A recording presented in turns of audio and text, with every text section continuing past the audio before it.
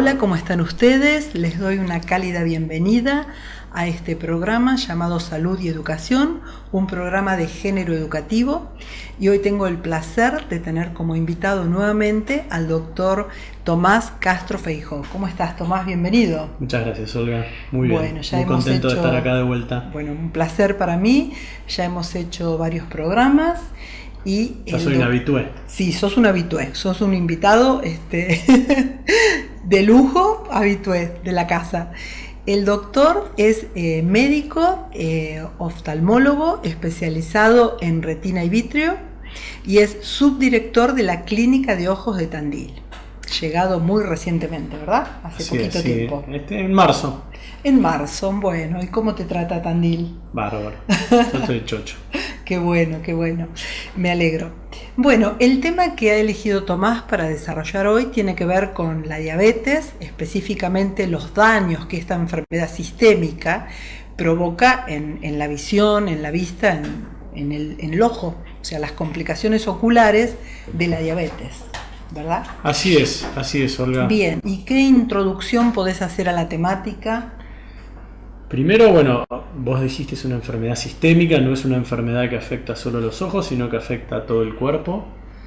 Es una epidemia que prácticamente está descontrolada y cada vez hay más gente que sufre esta enfermedad. Se cree que hay 420 millones de diabéticos en el mundo, ¿sí? O sea, muchísima gente. Un número que se usa mucho y que se cree que está en aumento, que es que el 5% de la población tiene diabetes. El 5% de la población, sí. Bien. Y muchos diabéticos no saben que son diabéticos, claro. porque al principio es silenciosa. Uh-huh. Entonces le decimos la epidemia silenciosa.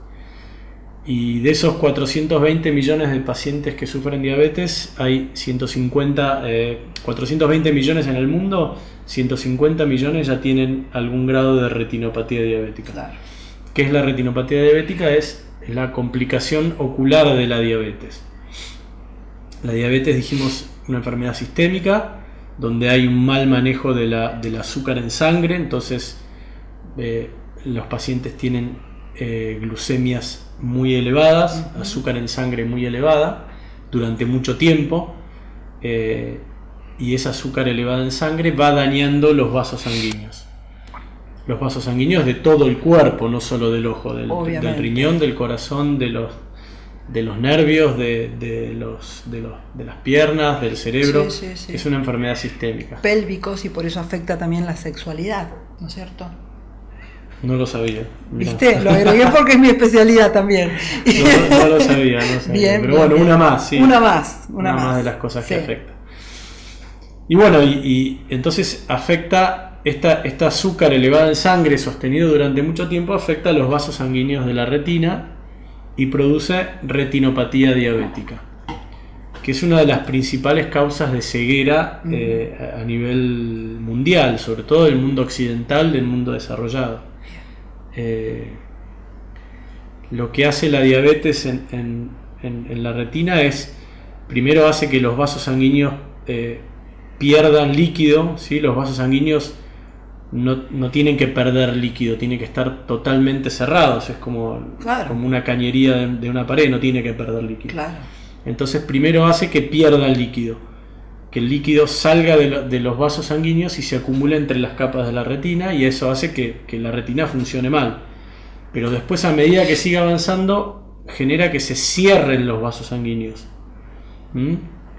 Entonces tenemos territorios de la retina que se quedan sin irrigación, se quedan sin aporte de oxígeno, de nutrientes, y eso se genera isquemia. Claro. Así como en el corazón tenemos el infarto, o sea, cuando no le llega sangre al músculo del corazón se produce un infarto, bueno, en la retina pasa lo mismo. Uh-huh. Hay grandes áreas de la retina que se van quedando sin irrigación sanguínea y se produce isquemia. Entonces tenemos isquemia, tenemos pérdida, extravasación de líquidos de los vasos que se acumulan entre las capas de la retina, y todo eso va progresando, ¿sí? Clasificamos la retinopatía diabética en leve, moderada y severa a medida que van empeorando la situación, y finalmente la enfermedad se hace proliferativa. ¿Qué quiere decir que se hace proliferativa? Que cuando la retina ve que no le llega sangre, oxígeno y nutrientes, desencadena toda una cascada de moléculas que van a estimular la formación de nuevos vasos sanguíneos. Esos nuevos vasos sanguíneos, en vez de mejorar la situación, la empeoran, porque no mejoran la isquemia, no crecen en la retina, crecen hacia el humor vítreo. Claro. Entonces generan sangrado, generan tracción y desprendimiento de retina, y bueno, y termina librada la evolución natural. Si no hacemos absolutamente nada, esto termina en la ceguera, pero la ceguera total. Habíamos visto en la degeneración macular que era la ceguera legal, que son pacientes que no pueden leer, pero pueden caminar por la calle y no se van a chocar a nadie. Pero la retinopatía diabética, en sus estadios finales, genera ceguera total. El paciente se queda totalmente ciego. Qué increíble. Una enfermedad sistémica que podemos prevenir.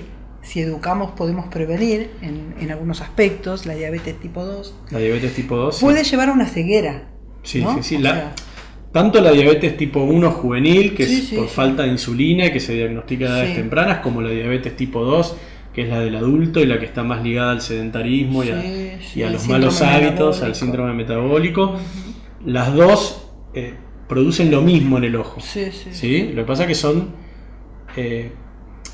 pacientes de rango etario diferente, pero causa las mismas alteraciones a nivel de la retina. Bien. Esa es la realidad. Y entonces, los pacientes se quedan, vemos muchos pacientes totalmente ciegos por esta enfermedad. Bueno, te propongo que vayamos a una pausa y si querés, en el próximo bloque hablamos de cómo diagnosticamos esto. Perfecto. Y en el otro bloque, cómo lo tratamos. ¿Te Bárbaro, parece? me encanta. Bien, bueno, en un ratito nos vemos. Gracias por acompañarnos.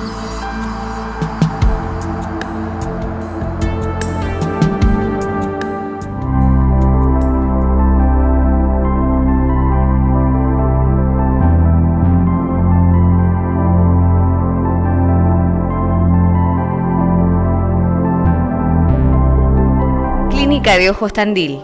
Nos especializamos en microcirugías, atención en oftalmología especializada. Horarios de atención de lunes a viernes de 8 a 20 horas.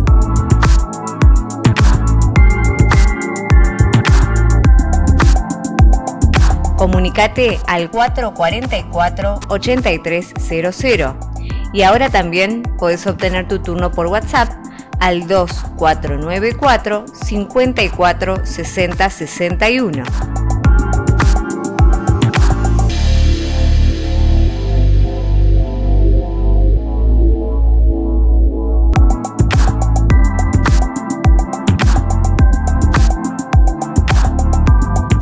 Avenida Santa Marina 760, clínicadeojostandil.com.ar.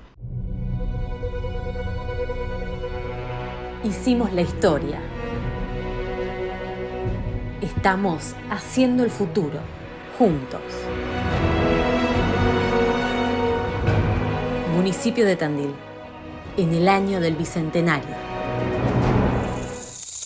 Instituto de Diagnóstico por Imágenes. Trabajando con tecnología de avanzada y actualización permanente, junto a un equipo médico y humano con profesionalismo y calidez. Instituto de Diagnóstico por Imágenes, Sarmiento 963, teléfono 0249-442-9294. Continuamos en este segundo bloque con el doctor Tomás Castro Feijó, que está desarrollando este tema que tiene que ver con la diabetes, con los daños oculares de la diabetes. Bueno, Tomás, ibas a hablar, de cómo diagnosticamos estos cambios que aparecen por esta enfermedad sistémica que puede llevar a la ceguera, ¿sí? Perfecto. Explicaste muy claramente en el bloque anterior cómo se desarrollaba esta enfermedad en la vista y cómo podemos diagnosticarlo a esto. Mirá, el diagnóstico es todavía más simple que en otras enfermedades, porque lo único que requiere es un examen del fondo de ojos. Fondo de ojo. ¿Sí? En el fondo de ojos dilatamos la pupila del paciente, ¿sí? Ponemos unas gotitas, dilatamos la pupila y miramos el fondo de ojo con una lupa especial. Ahí vamos a empezar a ver las primeras lesiones de la enfermedad, ¿sí? Empiezan a aparecer hemorragias, empiezan a aparecer microneurismas, empiezan a aparecer exudados duros, que es como un sedimento de lípidos que habíamos visto que el vaso perdía sangre y se van acumulando estos exudados duros, exudados blandos, que son infartos en la capa de más interna de la retina. Vamos viendo cambios en los vasos. Nosotros cuando hacemos el fondo de ojo vemos las arterias y las venas de la retina. Es el único lugar del cuerpo que podemos ver directamente las arterias y las venas. Podemos diagnosticar si el paciente tiene hipertensión, si el paciente tiene diabetes. Entonces vamos viendo todos los cambios que se van produciendo a nivel de la retina y de los vasos. Bien. Obviamente que ese examen lo vamos a complementar con otros estudios. Vamos a hacer la tomografía de coherencia óptica, la OCT, para ver cómo está la mácula, porque ese líquido que sale de los vasos se acumula en la mácula y produce edema macular. Bien. Entonces los pacientes ven mal porque tienen edema macular. El edema macular puede aparecer o no, ¿sí? Porque es independiente al resto de la retinopatía. El paciente puede tener una retinopatía diabética proliferativa severa, estar a punto de quedarse ciego y no tener edema macular y ver perfecto. O sea, el tipo ve perfecto y está a punto de quedarse ciego. O puede tener edema macular y tener una retinopatía diabética no proliferativa moderada. Y la enfermedad afectó más la mácula. O sea, no tiene riesgo de quedarse ciego, pero tiene una afectación a nivel macular. Claro. El paciente ve mal. Claro. ¿Sí? Pero el otro ve bien y está a punto de quedarse ciego. O puede tener las dos cosas. Una retinopatía diabética proliferativa avanzada y un edema macular severo. ¿Sí? Bien. El edema macular también afecta la visión y si no hacemos nada, con el tiempo va a generar un daño irreversible a nivel de los fotorreceptores, de la misma manera que lo produce la maculopatía de la edad que habíamos hablado en el otro programa. Entonces el diagnóstico es examen oftalmológico, fondo de ojo con pupila dilatada, tomografía de coherencia óptica, OCT, se llama OCT, y angiografía con fluoresceína, que también habíamos hablado que se usaba para la otra enfermedad. Para esta enfermedad es clave. Inyectamos contraste, se llama fluoresceína, y sacamos fotos de la retina. Entonces ahí vemos realmente cuántas áreas de la retina, cuál es la extensión de la isquemia, vemos donde no le llegan los vasos sanguíneos. Entonces eso nos habla de la gravedad. Cuanto más isquemia hay en la retina, más riesgo de hacerse proliferativo. Claro. Cuando se hace proliferativo es cuando vienen todos los problemas de sangrados, desprendimientos de retina y demás. Claro, una complicación ya a un máximo nivel. Claro. Digamos. Entonces básicamente esos son la manera de diagnosticar y de clasificar esta enfermedad. Y todos esos estudios nos van a dar toda la información que necesitamos para aplicar el tratamiento adecuado para cada estadio de la enfermedad. Y vos, me llamó la atención algo muy importante que dijiste, que que puede estar viendo bien está a punto de quedarse ciego. Sí. O sea que el hecho de que una persona vea bien no significa que esté bien. Por eso la importancia de hacer los controles oftalmológicos. Eso es importantísimo, porque hay pacientes que ven muy bien y uno les hace una angiografía y tienen isquemia por todos lados y ya tienen proliferación de vasos y uno dice, es un ojo que puede sangrar en cualquier momento y el paciente ve bien. Claro. Y es muy difícil hacerle entender que está corriendo un riesgo altísimo. Y eso me da pie a decirte que cuando a un paciente diabético se le diagnostica un diabético tipo 2, un diabético del adulto, apenas recibe el diagnóstico, tiene que hacerse un examen oftalmológico. Tiene que ir a hacer un control oftalmológico. Porque ese paciente probablemente llevaba muchos años de diabetes y no lo sabía. Claro. ¿Sí? Entonces el diabético tipo 2, cuando el diabetólogo o el clínico le hace el diagnóstico, inmediatamente tiene que ir a ver a un oftalmólogo. El diabético tipo 1, el diagnóstico generalmente no se demora. Claro. No es que no lleva muchos años, porque es más sintomático, tiene mucha sed, hace mucho pis. Entonces, esos pacientes recién a los 5 años tienen que hacerse el primer examen oftalmológico. Claro.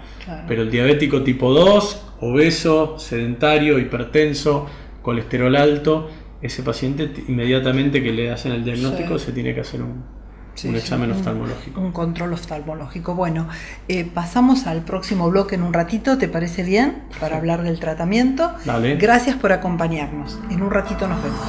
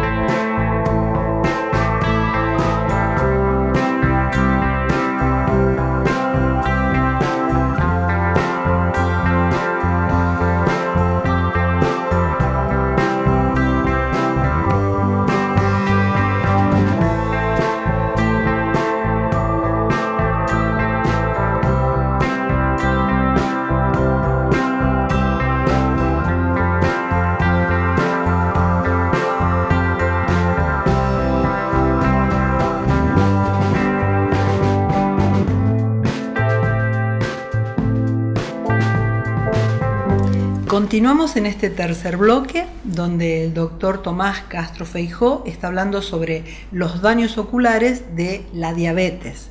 Y bueno, primer bloque habló sobre todas las generalidades del tema, segundo bloque de cómo lo diagnosticamos y tercer bloque, tratamiento. ¿Cómo tratamos a estas personas, Tomás? Bien, primero lo que hablábamos en la pausa, Olga, de hacer hincapié en un cambio en su modo de vida, ¿no? Un cambio de los hábitos de alimentación, de ejercicio, de tabaquismo.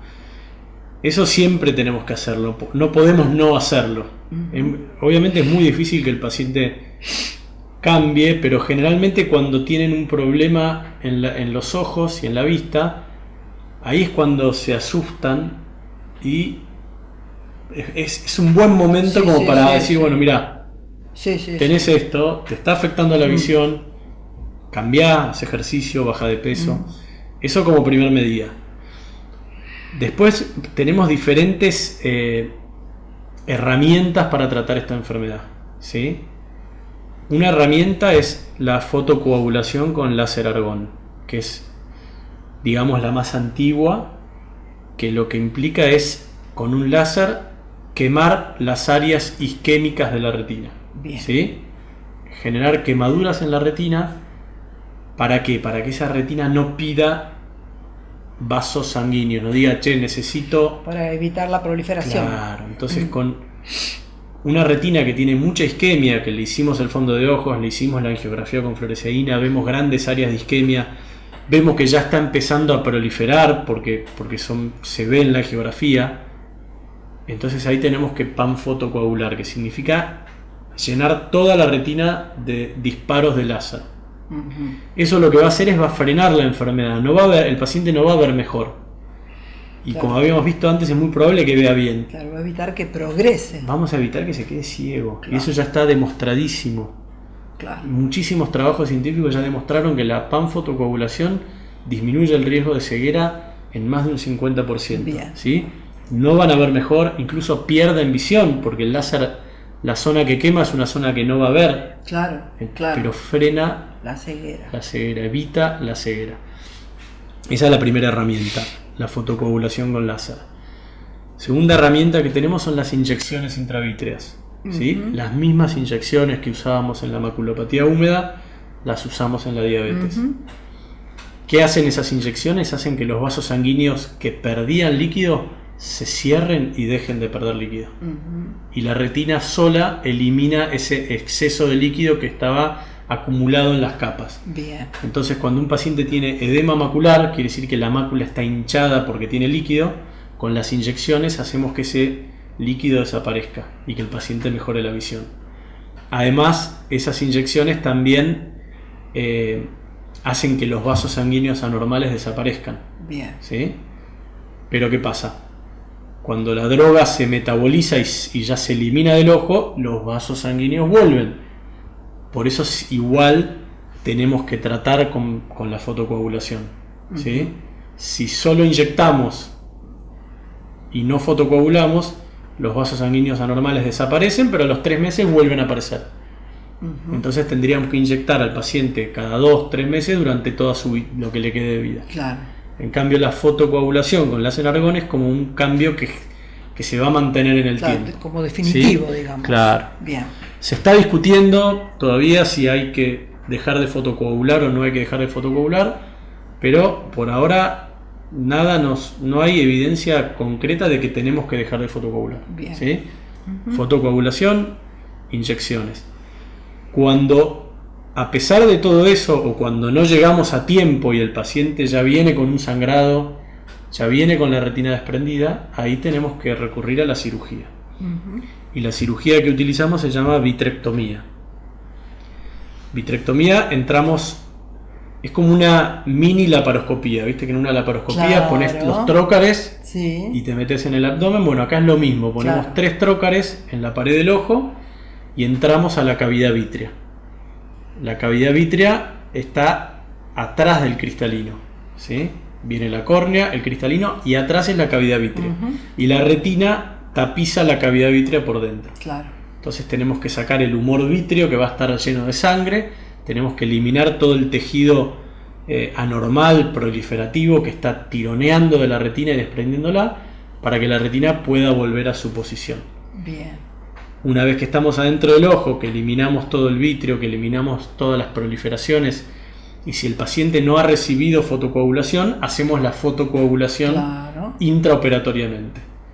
Y muchas veces hacemos una inyección de antiangiogénicos 3 a 5 días antes de la cirugía, y generalmente lo hacemos cuando terminamos la cirugía, también le ponemos una inyección. Y muchas veces pacientes que ya están operados, con el tiempo pueden volver a tener algún sangrado, pueden volver a hacer edema, y seguimos haciendo las inyecciones intravítreas. ¿Y cómo se recupera ese vítreo que se sacó? El vítreo no se recupera, el vítreo no cumple ninguna función en el ojo Ah. adulto, cumple función en el ojo cuando se desarrolla, en la panza de la mamá, Ajá. pero después el vítreo lo único que trae es problemas. Entonces la vitrectomía la realizamos para un montón de patologías, no Ajá. solo para el diabético, para los diabéticos, para desprendimiento de retina, para maculopatías quirúrgicas, cuando hay un traumatismo, bueno, y está totalmente demostrado que el vítreo, tranquilamente el ojo puede vivir sin vítreo, así que no se sabía. recupera. Mira vos. Lo que hace es, el ojo está constantemente formando humor acuoso. Claro. Entonces el humor vítreo, que es como una especie de gelatina, se reemplaza en su totalidad por humor acuoso. Ah, bien, bien, bien. No queda hueco. No, sí, a ver, no queda hueco, el ojo es hueco, Sí, ¿sí? hueco vacío. Eso No queda vacío porque está lleno de humor acuoso. Claro, El humor acuoso claro. es lo que está constantemente dándole tono al ojo. Sí, no queda hueco vacío, por eso. No, queda no. Sí, está Queda bien. relleno de humor acuoso. Y eso le da, el humor acuoso está constantemente formándose Bien. y constantemente eliminándose. Claro. Y mantiene una presión constante. Ujú. Si el ojo deja de formar humor acuoso, se desinfla como una pasa de uva. Claro, Si el ojo forma más humor acuoso del que drena, aumenta la presión ocular y se produce glaucoma. Ujú. Bueno, clarísima, la explicación está clarísima y lamentablemente ya nos tenemos que despedir porque estamos en tiempo. Entonces, hacerse controles, aunque uno vea bien, hacerse controles, cambiar los hábitos inadecuados, el estilo de vida, la actividad física, la alimentación, no tóxicos como el cigarrillo, por ejemplo, que es tan dañino. Y bueno, hacerse controles, mínimamente un control anual, ¿no? Todos deberíamos controlarlos una vez al año. Sí, pero obviamente sí. si un paciente diabético tipo 2, Inmediatamente después del Inmediatamente diagnóstico con para el ver en qué diagnóstico, estado sí, de sí. salud Sí. están esos ojitos, ¿verdad? Sí. Bueno, Tomás, muchísimas gracias. Será hasta la próxima Muchas con gracias a otro vos. tema. Olga, un placer enorme estar No, acá. por favor, el placer es mío. Muchísimas gracias a todos ustedes por acompañarme semanalmente. A María de María Peinados, a Ana Ríos de Aire, de la ropa italiana, que me facilita para hacer el programa, y a todos los auspiciantes por acompañarme y facilitar este espacio. Y les invito a mirar los programas en el canal de YouTube Salud y Educación TV. Hasta la próxima. Muchas gracias.